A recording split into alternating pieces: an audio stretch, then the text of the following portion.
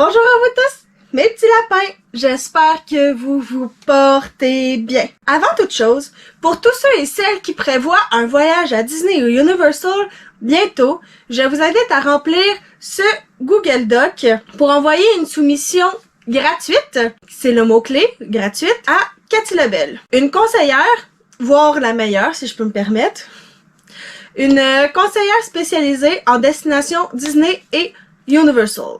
Et le lien sera également en description. Et sans oublier, si vous aimez mon travail, je vous invite également à vous abonner et à liker déjà la vidéo.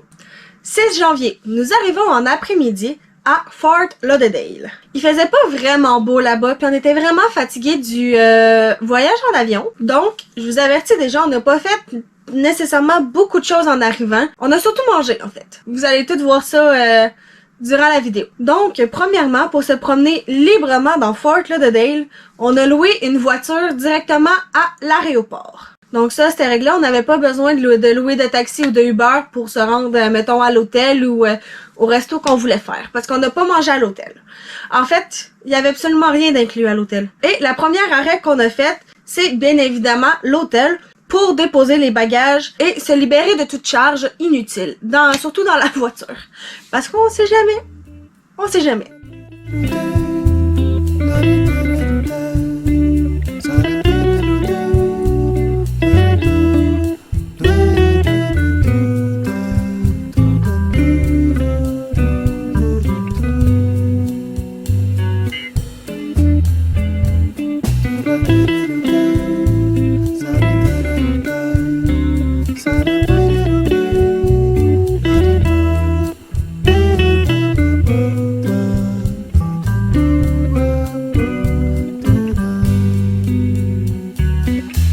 J'ai réservé une section à la fin de la vidéo pour vous expliquer tout l'hôtel dans le fond. Pourquoi qu'on l'a choisi, je vais vous montrer la chambre, etc. pour que vous puissiez vous faire un avis. Mais perso, je vous le dis tout de suite, j'ai vraiment adoré l'hôtel. Ben, j'ai vraiment adoré. Oui puis non, c'est pas non plus un 5 étoiles, mais pour ce qu'on voulait faire, c'était juste parfait. En fait, ce qu'on voulait faire, c'était juste passer une nuit. On voulait juste un endroit pour dormir, se doucher. Pas trop loin de l'aéroport, pas trop loin du port. Une douche fonctionnelle, avec une toilette fonctionnelle, un lavabo fonctionnel, puis un lit confort. C'est tout ce qu'on demande, non?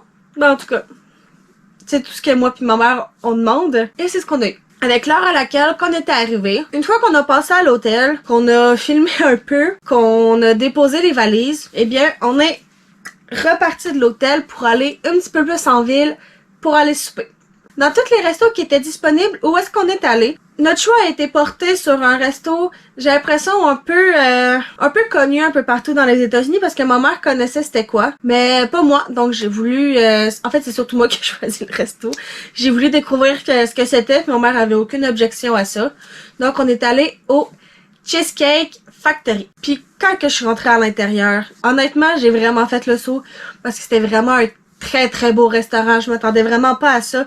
La déco intérieure, on dirait des genres de peinture directement sur les colonnes puis les murs. C'était vraiment beau, ça l'a claqué tout de suite. Mais c'est pas juste ça qui importe dans un restaurant, c'est également la bouffe. Dans ce resto-là, je sais que c'est pas non plus la meilleure chose au monde, mais pour les personnes qui sont difficiles ou une famille nombreuse avec des goûts différents, ce resto-là avait quand même un très très gros choix de menus. Je vous le mets un peu rapidement parce que il y a vraiment beaucoup de pages. Mais oui, il y a vraiment beaucoup de choses sur le menu.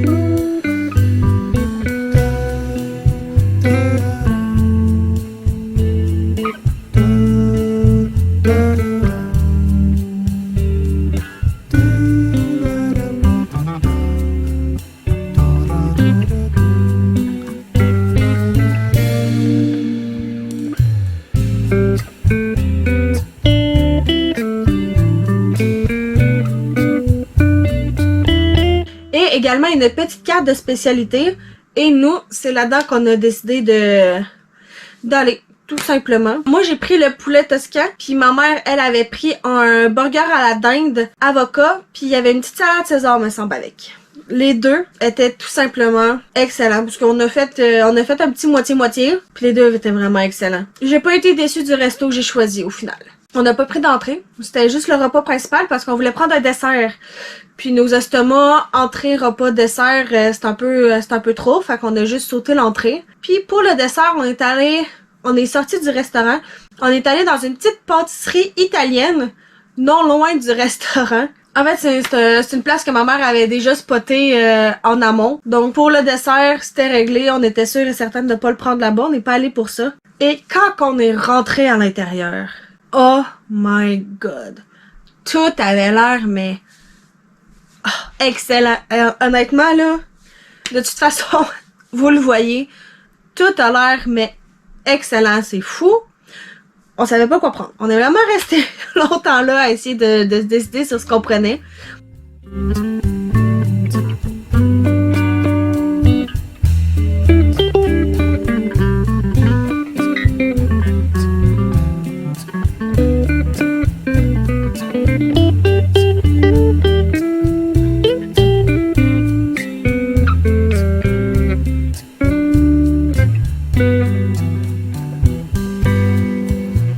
Finalement, notre choix a été sur deux pâtisseries aux amandes.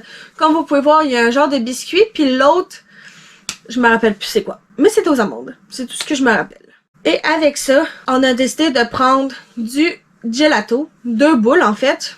Comme, d'une certaine façon, une chaque, même si on se le partageait. Une aux noisettes, puis une à la menthe. Je pense que c'est le meilleur gelato que j'ai jamais mangé de toute ma vie. Lui, à la noisette, il était... mais exceptionnel. Honnêtement, je pense que j'aurais pu en prendre vraiment plus que ça. Ça goûtait vraiment les noisettes. Mais vraiment. Tu sais, pas le goût Nutella, le vrai goût de noisette. Avec en plus, il y avait des petits morceaux dedans. C'était, mais excellent. La prochaine, ça mettons là qu'on y retourne pour un autre début de croisière à Fort Lauderdale. Parce que je l'ai pas précisé, mais on était là pour embarquer sur le Disney Dream le lendemain. Ah, c'est sûr que je m'en vais là. La petite pâtisserie fait partie vraiment de mes top 5 maintenant. Ça va partir de mes incontournables à Fort Lauderdale.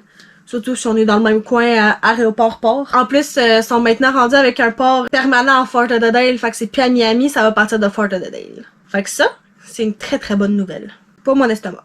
À la base, ce qui était prévu, c'est premièrement qu'on arrivait vraiment plus tôt avec l'avion, parce que les billets d'avion qu'on avait pris à la base ont été changés 2 jours plus tard pour finalement arriver plus tard à Fort Lauderdale. Mais bon, ça c'est les aléas des compagnies aériennes, on peut rien changer à ça. Mais ce qui a tué encore plus nos plans, c'est que il pleuvait. On est arrivé, il faisait moche, pleuvait. À la limite, je pense qu'il faisait froid. Ou on était juste à la limite, là, il faisait vraiment pas chaud. Fait qu'on voulait faire un petit tour à pied de la ville parce qu'il y avait vraiment des beaux... En tout cas, la ville avait l'air vraiment magnifique. Finalement, on a abandonné l'idée. De toute façon, on était beaucoup trop fatigués pour ça. Puis si on avait faim, c'était l'heure du souper. Fait qu'on a décidé en fait de la faire après le souper. Même s'il faisait noir, c'était pas plus grave que ça. On voulait quand même la faire de surtout façon symbolique. Puis voir si on pouvait voir un peu ce qu'on voulait voir à la base. Et c'est beaucoup de mots voir dans une seule phrase. J'en suis désolée. Fait qu'on a fait le tour de la ville, mais en voiture. Donc on a quand même fait un peu nos plans, même si c'était pas nécessairement ce qu'on avait prévu. Faut savoir s'adapter des fois dans la vie. On décide pas nécessairement tout.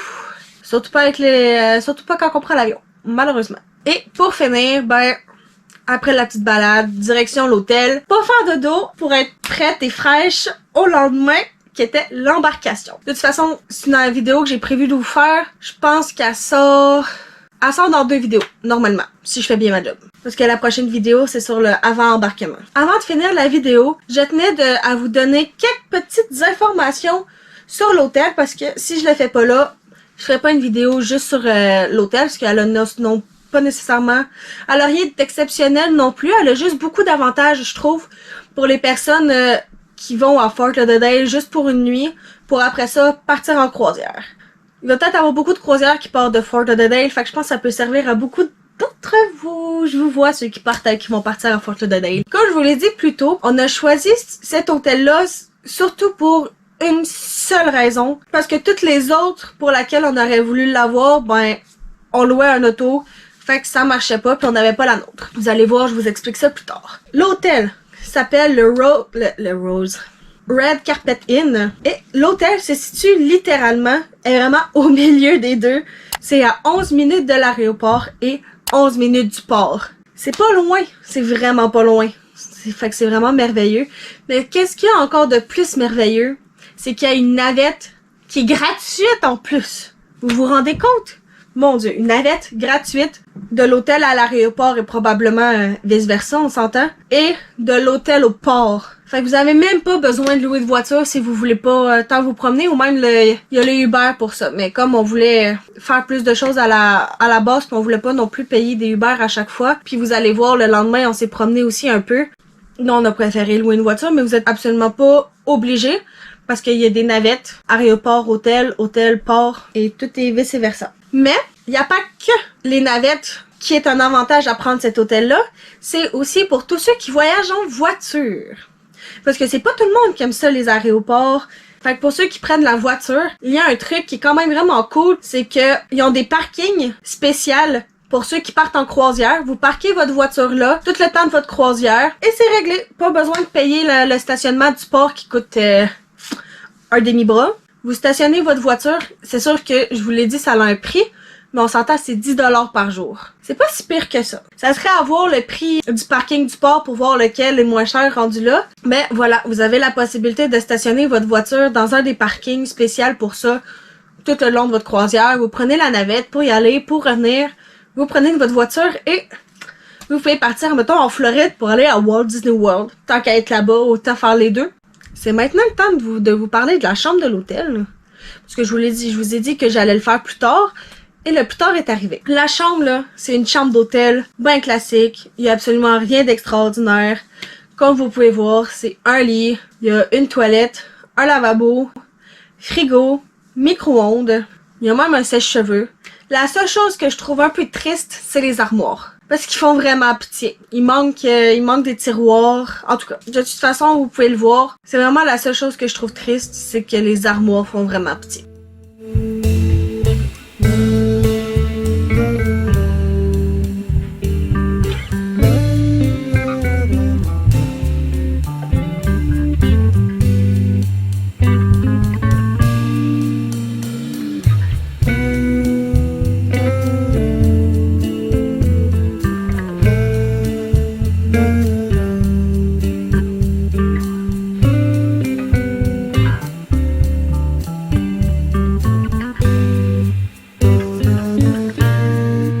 Là pour une nuit, les armoires ont-tu vraiment d'importance? Moi, je trouve que non. Comme je vous l'ai dit plus tôt, le lit, la douche, le lavabo, la toilette. C'est tout ce qui compte. Même le sèche-cheveux, j'en utilise pas. Fait que je sais même pas s'il marche. Je vais vous le dire, je l'ai pas essayé. Petit aparté, bien évidemment. J'ai oublié de vous dire ce que je voulais dire par rapport au food court. À l'hôtel, c'est sûr qu'il y a peut-être un petit désavantage aux autres, c'est qu'il n'y a aucune bouffe. Pas nécessairement qui est inclus. J'ai l'impression qu'ils servent pas de nourriture à l'intérieur de l'hôtel. Donc, dans le parking, vraiment proche du lobby, dans le fond, il y a un genre de petit food court. Je vous donne le menu parce que je sais pas trop qu'est-ce qu'ils servent dedans, je vais être honnête. J'ai pas fait gaffe parce qu'on n'est jamais allé manger là. Le food court qui est là, je vous donne les heures d'ouverture, le menu. À vous de voir, vous êtes pas obligé de nécessairement de sortir de l'hôtel pour manger. Mais c'est sûr que c'est probablement vraiment meilleur ailleurs. Puis de toute façon, le Anvil est pas très très loin. Je vais vous mettre précisément par rapport au resto que nous on est allé. C'est à peu près combien de temps, vous allez voir. C'est pas méchant non plus que ça soit en Uber. Comme ça, vous avez même pas besoin de payer le parking. Parenthèse fermée. Je vous ai donné le nom de l'hôtel. Donc, il y a rien qui vous empêche d'aller checker sur internet, admettons sur les sites pour louer les hôtels. En tout cas, sur lui que j'étais, la note de l'hôtel était vraiment basse. Elle était vraiment ridicule. Parce que ça disait que le service était pas bon, que le Wi-Fi était pas bon, que il y avait rien de bon. Mais je sais pas si c'est parce que c'est juste les gens qui sont chialeux dans la vie qui répondent à ces affaires-là ou quoi que ce soit, puis que les gens qui ont bien aimé, ben ils disent rien. Mais perso, j'ai rien trouvé de choquant. À part le fait que, effectivement, l'allure, c'est pas non plus ce qu'il y a de plus beau au monde. C'est confort, c'est pratique. Je trouve qu'il y a un bon emplacement, malgré ce que les gens disent d'ailleurs. Pour le port aéroport, parfait. La vidéo est maintenant terminée, mes petits lapins, et j'espère que vous l'avez aimé, car c'est le plus important.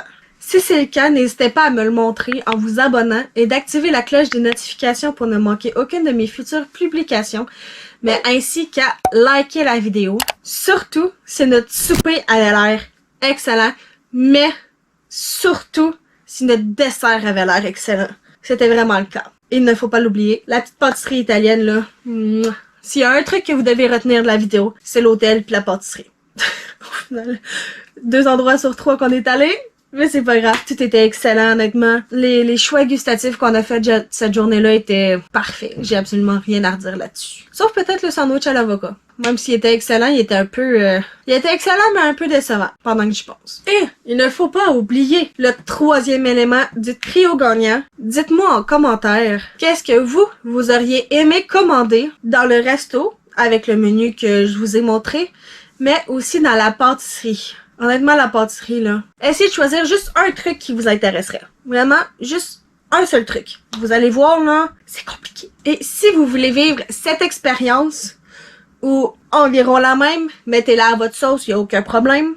C'est ce qu'il faut faire, en fait, tout simplement, s'inspirer de d'autres pour le mettre à sa sauce. Mais si vous voulez essayer ce qu'on a fait, ou à peu près, je vous invite à contacter, vraiment, là, j'ai envie de dire la meilleure conseillère spécialisée en destination Disney et Universal, Cathy Lebel. En fait, il n'y a absolument rien qui vous empêche de le faire parce que c'est gratuit. De toutes les façons que vous pouvez la contacter, c'est gratuit. Et toutes ces façons-là sont dans la barre d'infos, que ça soit sa page Facebook de conseillère, son email, son Google Doc, puis également son Instagram.